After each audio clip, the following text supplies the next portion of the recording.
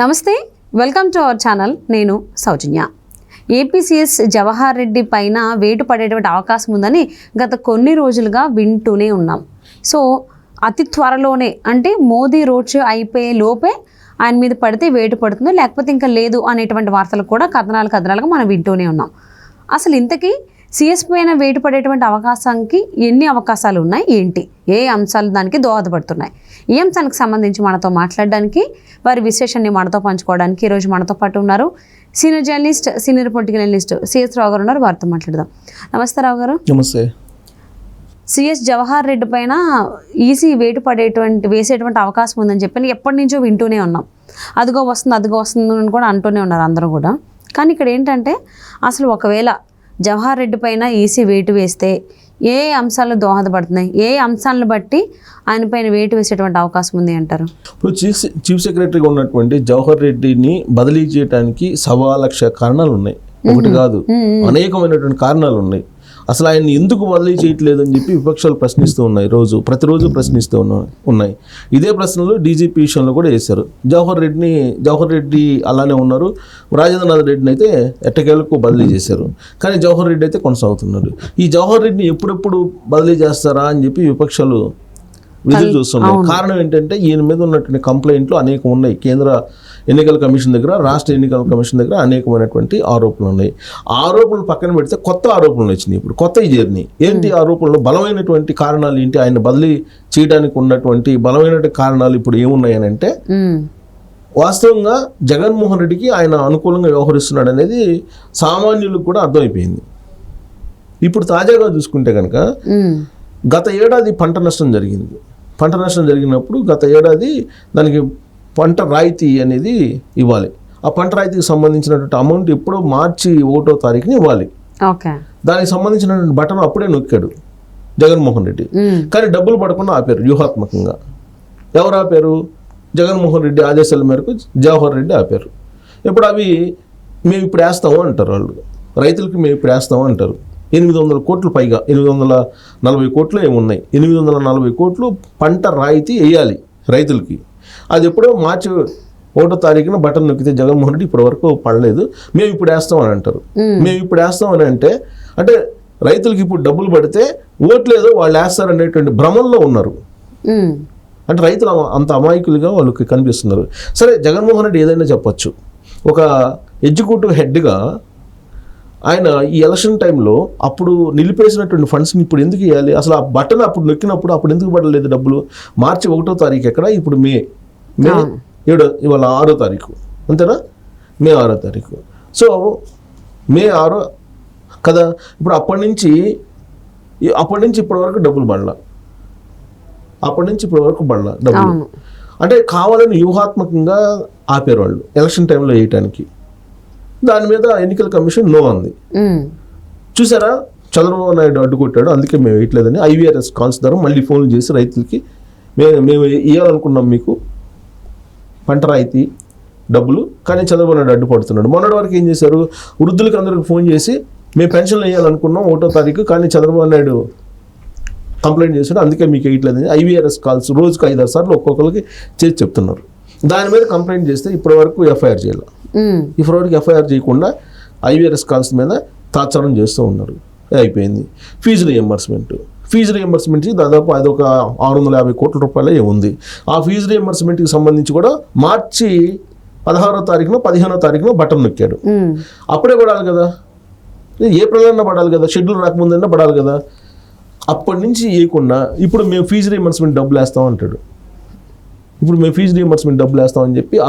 వేస్తామని చెప్పి అడిగారు. ఎలక్షన్ కమిషన్కి పర్మిషన్ అడిగితే నో అంది ఎలక్షన్ కమిషన్ నో అంటే అప్పుడు చంద్రబాబు నాయుడు ఆపిచ్చేసాడని చెప్పి మళ్ళీ ఇది ఒక స్టూడెంట్స్కి అందరూ ఫోన్ చేసి, లేదా స్టూడెంట్స్ పేరెంట్స్కి ఫోన్ చేసి చంద్రబాబు నాయుడు ఆపిచ్చాడు మీ ఫీజు రియంబర్స్మెంట్ పడకుండా అని చెప్పి IVRS కాల్స్ ద్వారా ప్రచారం. అంటే ఇది స్టూడెంట్స్ ఓట్లు వేస్తారండి.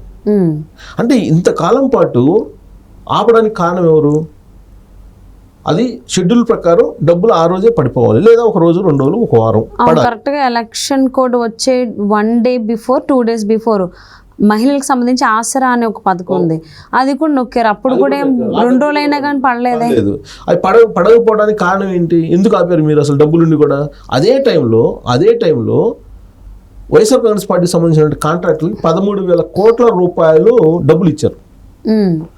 పెండింగ్ బకాయిలు, పెండింగ్లో ఉన్నటువంటి కాంట్రాక్ట్ బిల్లులు, బకాయిలు కాదు బిల్లులు, కాంట్రాక్ట్ బిల్లులు మీరు వైఎస్ఆర్ కాంగ్రెస్ పార్టీకి సంబంధించినటువంటి వాళ్ళకి ఇచ్చినటువంటి వాళ్ళు మరి వీళ్ళకి ఎందుకు ఇవ్వలేదు డబ్బులు? బటన్ ఇప్పుడు నొక్కారు కదా, ఇప్పుడు దాకా ఎందుకున్నారు అంటే దీని వెనక హిడెన్ ఎజెండా ఉందా లేదా? ఆ హిడెన్ ఎజెండాకి సహకరించింది ఎవరు? చీఫ్ సెక్రటరీ జవహర్ రెడ్డి బాధ్యత వహించాలి. అక్కడ ముఖ్యమంత్రి కాదు, ముఖ్యమంత్రి బటన్ నొక్కడం వరకే, మిగతా ఇంప్లిమెంటేషన్ ఎవరు చేయాలి? జవహర్ రెడ్డి చేయాలి. ఓకే. సో ఇప్పుడు జగన్మోహన్ రెడ్డి మాట వింటున్నాడు కాబట్టి జవహర్ రెడ్డి ఎలక్షన్లో ఏదో లబ్ధి పొందాలనే ఉద్దేశంతో వాళ్ళు డబ్బులు అవి మేము ఇప్పుడు వేస్తూ ఉంటారు. అంటే డబ్బులతోటి ఓట్లు కొనాలనుకుంటున్నాడు. ప్రభుత్వ డబ్బుతోటి ఓట్లు కొనాలనుకుంటున్నారు. అంటే ప్రజల డబ్బుతోటే ప్రజలను కొనాలనుకుంటున్నారు. విచిత్రమైన పరిణామం ఇది. ప్రజల డబ్బుతోటే ప్రజలను కొనాలని చెప్పి అనుకుంటూ దీన్ని అడ్డుకుంటున్నాడు చంద్రబాబు నాయుడు అని చెప్పి మళ్ళీ వాళ్ళు చెప్తారు. కానీ అందరికీ తెలిసిందే కదా, ఎలక్షన్ కోడ్ ఉంటే గవర్నమెంట్ ఏం చేయలేదు, అంతా ఎలక్షన్ కమిషన్ చూసుకుంటుందని. కానీ తెలుసు, IVRS కాల్స్ ఫోన్ చేసి ప్రతి వాళ్ళు మేము డబ్బులు వేస్తున్నాము మీకు పడకుండా చంద్రబాబు నాయుడు అడ్డుపడుతున్నాడు అని చెప్పి ఒక ప్రచారం చేస్తున్నారు కదా. అవును. ఇప్పుడు వాళ్ళల్లో ఒక 10 మంది ఉంటే ఒకళ్ళు ఇద్దరు నమ్మే వాళ్ళు ఉంటారు కదా. అందరూ నమ్మకుండా ఉంటారు కదా. ఒక 4 సార్లు చెప్తే అబద్ధమైన నిజం అనేది ఆలోచిస్తారు కదా. అవును, ఆ పని చేస్తున్నారు వాళ్ళు. సో దీని అందరూ కాని ఎవరు? జవహర్ రెడ్డి. ఓకే. జవహర్ రెడ్డి ప్రధానమైనటువంటి సూత్రధారి. దానికి పాత్రధారి జవహర్ రెడ్డి అయితే సూత్రధారి జగన్మోహన్ రెడ్డి అయితే వీళ్ళిద్దరు కలిసి ఆడుతున్నటువంటి గేమ్ ఇది. ఈ గేమ్లో స్టూడెంట్స్ బలైపోతున్నారు, రైతులు బలైపోతున్నారు, వృద్ధులు బలైపోతున్నారు. ఏప్రిల్లో 33 మంది పెన్షన్లు తీసుకోవడానికి వచ్చి చనిపోవడానికి కారణం ఎవరు అనేది ఆంధ్రప్రదేశ్ ప్రజలు చెప్తారు కదా, జవహర్ రెడ్డి అని. తర్వాత మళ్ళీ ఇప్పుడు మేలో పెన్షన్లు బ్యాంకులకు వేసి దాన్ని టిపికల్ చేసిన ఇష్యూని ఎవరైనా సమస్య వస్తే ఆ సమస్యని ఈజీగా పరిష్కరిస్తారు అధికారి ఎవరైనా సరే. పరిష్కరించాలి, అది బాధ్యత. ఎందుకంటే ప్రజల డబ్బుని జీతం రూపంలో ప్రతి నెల తీసుకుంటున్నావు. వాళ్ళ డబ్బు వాళ్ళ శ్రమ అనుభవిస్తూ నువ్వు ఏసీ రూల్లో కూర్చొని ఇష్టం వచ్చినట్టు చేస్తున్నావు కదా. వాళ్ళు ఇబ్బంది పెట్టకుండా ఉండేలాగా నువ్వు పరిపాలన అందించాలి కదా. అలా కాకుండా బ్యాంకులు వేసేసి బ్యాంకుల చుట్టూ తిప్పుతూ గ్రామ వార్డు సచివాలయాల దగ్గర బ్యాంకుల దగ్గర గ్రామ వార్డు సచివాలయాలు ఎక్కువ, బ్యాంకులు ఎక్కువ సంఖ్య, అదంతా తెలియదు. ఆ మాత్రం తెలుసు కదా. ప్లస్ గ్రామ వార్డు సచివాలయాల సిబ్బంది ఉన్నారు, సెక్రటరీస్ ఉన్నారు. వాళ్ళందరితోటి డైరెక్ట్గా పంపించి పెన్షన్లు ఇవ్వడానికి అవకాశం ఉన్నప్పటికీ కూడా ఆ వ్యవస్థను ఉపయోగించుకోకుండా జగన్మోహన్ రెడ్డికి ఏదో లబ్ధి చేకూర్చాలని చెప్పి నువ్వు పెన్షన్ని బ్యాంకులు వేయించావా లేదా? ఈ కాజులు చాలు కదా. లేటెస్ట్ కాజులు నేను చెప్పాను, ఫీజు రీయింబర్స్మెంట్ కానీ లేదా పంట రాయితీకి సంబంధించిన అమౌంట్ కానీ ఇవన్నీ పడకుండా చేసి అడ్డుకున్నారు. తర్వాత ఇప్పుడు బదిలీలకు సంబంధించి కూడా అనేక ఇప్పుడు ఆల్రెడీ పోస్టల్ ఓటింగ్ విషయంలో ఏ విధంగా సర్కస్ చేశారో చూసాం మనం. ప్రభుత్వం నుంచి కొంతమంది ఆర్ఓలు కానీ కొంతమంది పోలింగ్ ఆఫీసర్స్ కానీ సర్కస్ చేశారు జగన్మోహన్ రెడ్డికి అనుకూలంగా ఏదో చేయడానికి. ఇవన్నీ జవహర్ రెడ్డి చీఫ్ సెక్రటరీగా ఉండబట్టే కదా జరుగుతుంది. కాబట్టి ఈయన బదిలీ చేయాల్సిందే అని చెప్పి అంటున్నారు. ఇప్పటికే ఎన్నికల కమిషన్ ఏం చేసింది? జగన్మోహన్ రెడ్డికి లెఫ్ట్ హ్యాండ్గా ఉన్నటువంటి రాజేంద్రనాథ్ రెడ్డిని పక్కన పెట్టేసింది. రైట్ హ్యాండ్గా ఉన్నటువంటి జవహర్ రెడ్డిని కూడా పక్కన పెట్టేస్తే అప్పుడు ఫ్రీ అండ్ ఫెయిర్ పోల్ జరుగుతుంది. అదర్వైజ్ జవహర్ రెడ్డి చీఫ్ సెక్రటరీగా ఉన్నంతకాలం ఫ్రీగా పోలింగ్ జరుగుతుంది అనేది ఎక్స్పెక్ట్ చేయలేం. తర్వాత అమ్మిరెడ్డి ఒక DIG, Anantapuram area DIG Ammireddy అని అతను వీరవిధేయుడు జగన్మోహన్ రెడ్డికి. ఆయన్ని బదిలీ చేశారు. ఆయన బదిలీ చేసిన తర్వాత ఇప్పుడు నొప్పి తగిలింది జగన్మోహన్ రెడ్డికి. మొన్నటి వరకు జగన్మోహన్ రెడ్డి ఏం చెప్తే అది చేస్తూ వచ్చారు. వైఎస్ఆర్ కాంగ్రెస్ పార్టీ వాళ్ళు దాడులు చేస్తే తెలుగుదేశం పార్టీ వాళ్ళ మీద కేసులు పెట్టేవాళ్ళు. సో సిఎస్ జవహర్ రెడ్డి పైన చాలా కేసులు ఉన్నాయి, చాలా అంశాలు ఉన్నాయి ఆయన పైన వేటు పడడానికి. మరి ఏ అంశం పైన ఈసీ తీసుకుని వేటు పడేస్తుంది ఏంటనేది చూద్దాం రాబోయేటువంటి రోజుల్లో. ఖచ్చితంగా వేటు పడాలి. నరేంద్ర మోడీ యాక్చువల్గా అనకాపల్లి వచ్చారు. అనకాపల్లి వచ్చిన సందర్భంగా ఖచ్చితంగా సిఎస్ మీద కూడా యాక్షన్ తీసుకుంటారు అనేది వినిపించింది. ఒక నివేదిక కూడా ఇచ్చారు.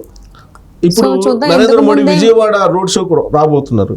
ఈ లోపుగానే ఇంతకు ముందు వీడియోలో కూడా మీరు అన్నారు కరెక్ట్గా 8వ తారీఖు రోడ్ షో ఉంది విజయవాడలో. సో రోడ్ షో అయిపోయే లోపు జరిగితే జరిగినట్టు సిఎస్ బదిలీ, లేకపోతే ఇంక జరగనట్టే అని అన్నారు. మరి చూద్దాం అలాగే జరుగుతుందా లేదా, అలా జరగాలని చెప్పి ఆశిద్దాం. Thank you so much CS Rao garu. Thank you.